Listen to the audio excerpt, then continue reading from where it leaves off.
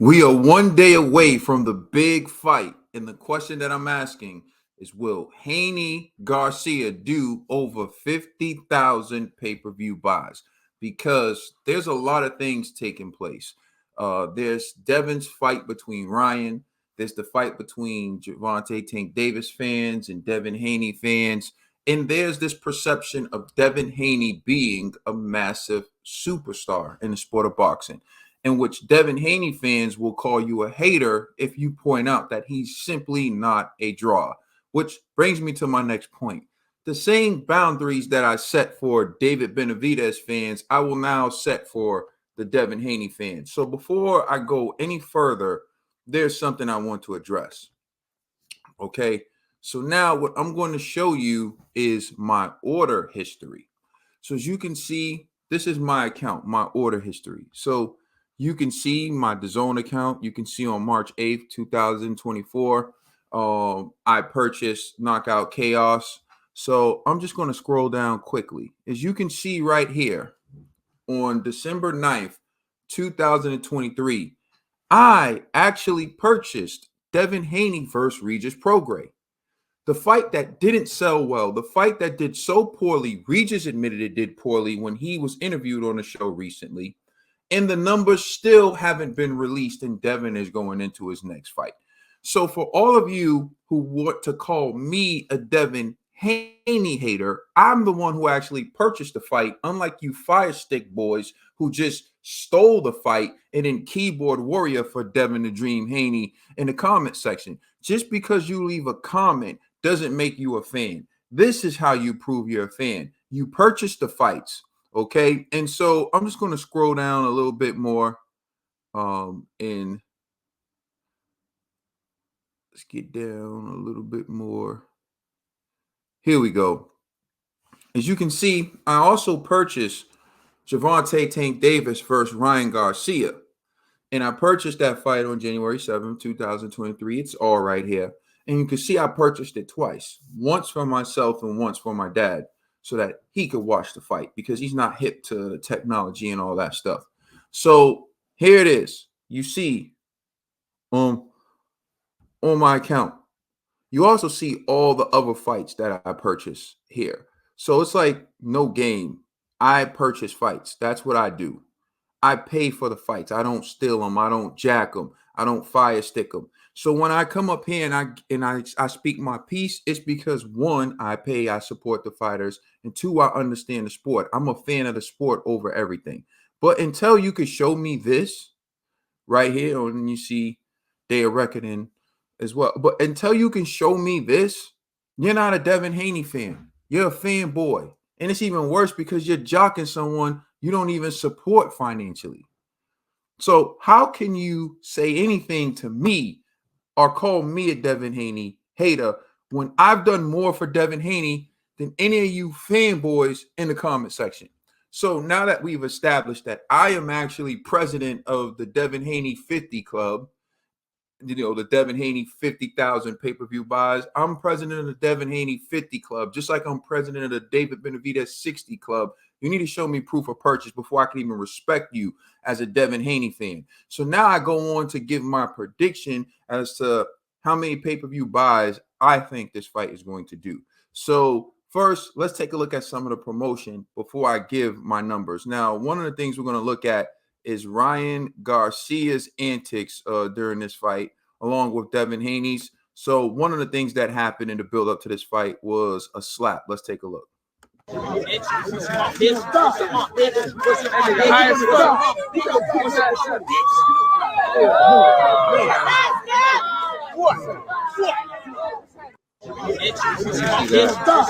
Ryan Garcia was asking Devin, where's his mom? And later on, he went on to say he heard that Bill Haney was pimping Devin's mom and whatnot. But Devin's mom actually showed up to the most recent press conference. But we'll get into that. Here we go with the next clip we're going to see from the build-up.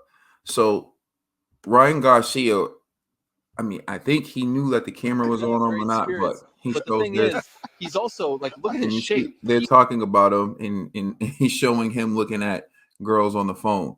Now I'm gonna give Ryan a pass on this because I'm gonna put two of my favorite people in boxing media on blast, Rico and Yellow Claws. Sometimes when I go on Twitter, there'll be a picture of like a woman dressed like the woman on the phone with Ryan Garcia because Rico and Yellow Claws had liked the photograph, and then the algorithm shows me what they like. So then as soon as I go to Twitter, here's this half-naked woman appearing on my phone. So I'm going to say it's possible to happen with Ryan in this shot, but I doubt it.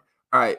So now we're going to look at the next video. Let's take a look in terms of the promotion. But you see, Ryan is definitely he's definitely on one in terms of what he's doing. So this actually took place. This exchange took place during the press conference right here. Let me make this big for a second. Hey, where's your mama at, baby? Where's your mom? Oh, I'm gonna go flirt with your mama. Ooh, she about to be fine as fuck. Yeah, I want some of your mama. I want your mama now. Oh, your mama probably in my DMs. Yeah, fuck you, motherfucker. Don't talk about my mom before I fuck you up.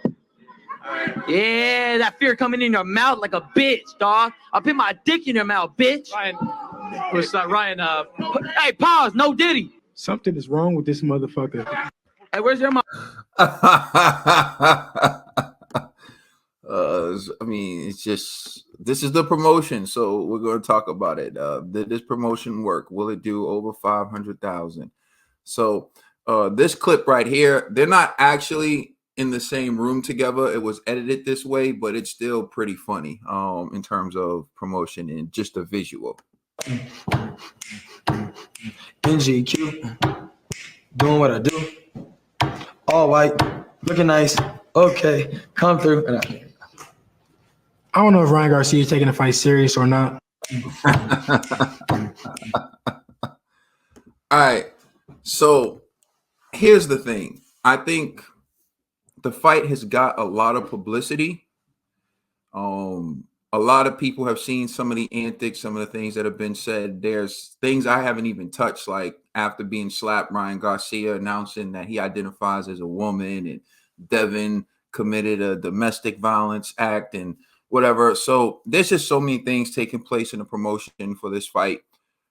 Will it do over 50,000 pay-per-view buys? I want it to. I hope it does. As my history shown, I'm not just one talking. I'm sick of people talking. I'm about that action. Show the proof of purchase. And if you can't show the proof of purchase, shut the hell up. Shut the hell up. So I've proven I support boxing. You just saw it through my history. I purchased the fights. So of course I want to see this fight do well.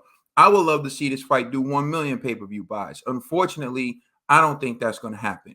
50,000 pay-per-view buys is more realistic, although I doubt that's going to happen as well.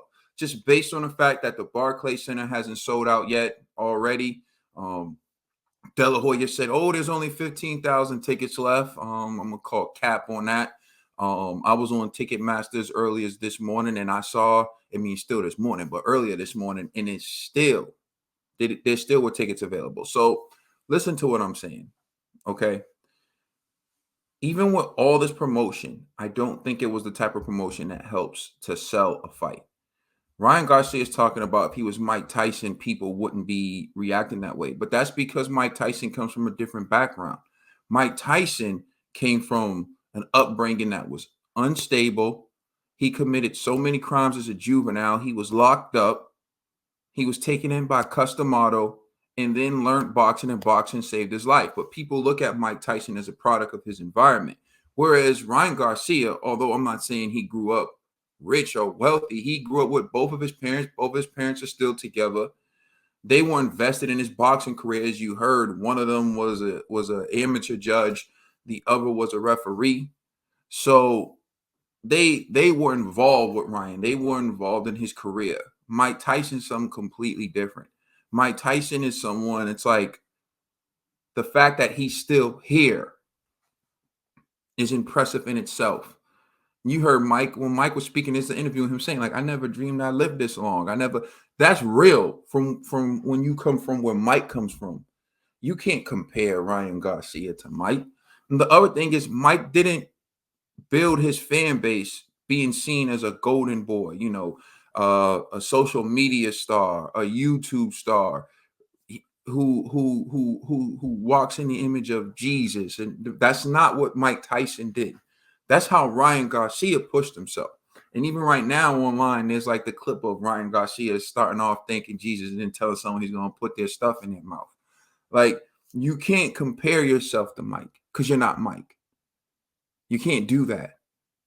And just because Mike got away with something doesn't mean you should get away with something. And technically, Mike really didn't get away with it because Mike went to jail and Mike had to serve time. So, I mean, the things Mike did, Mike paid for it in terms of losing sponsorships, going bankrupt, all types of things. So I'm not so sure you want to compare it to Mike because you want to be able to say the things that Mike said without having the consequences that Mike had. But anyways, I don't think that Ryan's antics necessarily helped the fight. Even myself, someone who lives in Boston, Massachusetts, which is just a 4 to 6 hour drive to New York, depending on traffic, I didn't get tickets to the fight because I wasn't so sure that Ryan would make it through the fight. Although I predicted he would pass the mental health eval and things went the way that I said it would, I still think it hurt people wanting to risk buying tickets and booking hotels for a fight that might not happen. So one, I don't think that helped the promotion. The other thing is, I think it got kind of nasty. We like to hear animosity. We like to hear that there's real anger. It's somewhat personal with the fighters, but we don't like to hear some of the things that we heard that just cross the line. So I feel like that's another thing that plays a role in it. But with all that being said, I'm predicting I'll say they'll do over 350,000 pay-per-view buys. If they do 500,000, it would shock me. That would be a very good number for this fight. But just based on what I've seen, the interest, lack of, not selling out to Barclay, I don't think it bodes well for the final numbers of this fight. And I'm predicting that this fight does over 300,000 pay-per-view buys, which in my opinion would be bad numbers based on how much they had to pay the fighters, based on the venue they chose to book, and based on the amount of promotion this fight has got. And I think that's due to how nasty and ugly things got during the buildup. And that's my take on it. Let me know what you think in the comment section. Like, share, subscribe. I'm out. Peace.